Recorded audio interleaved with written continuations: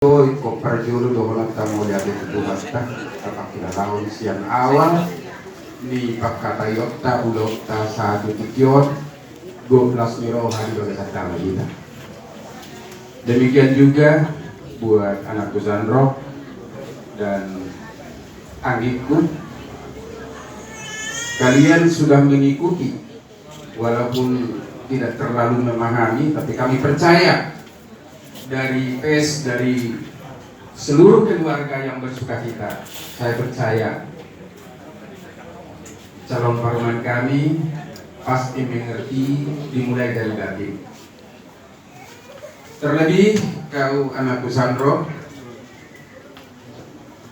calon paruman ini benar-benar calon yang langsung magodang dari Borobudur batin. Jadi kau harus mendoktrin adat bakat kepada calon paruman ini.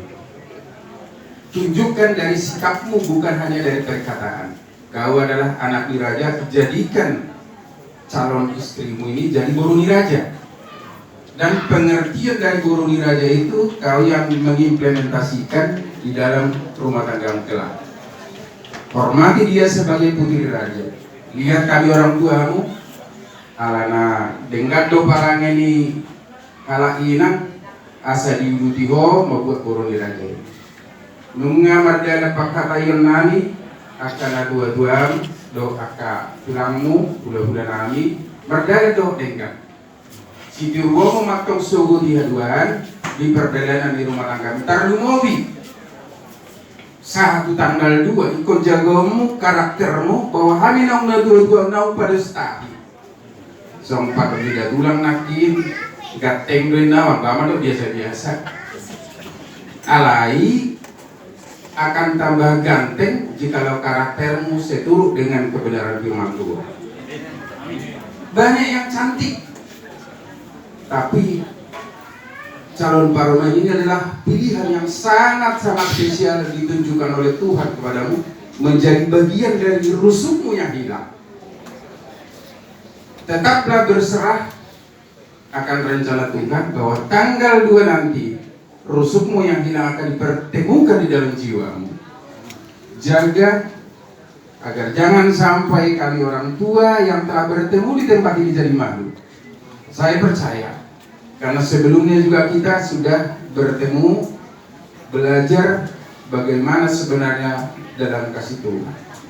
Jadi saya percaya Mang, demikian juga calon paruman kami akan tetap memelihara kasih itu, akan tetap memelihara kebenaran firman itu, bukan hanya di perkataan, tetapi dari cara hidup.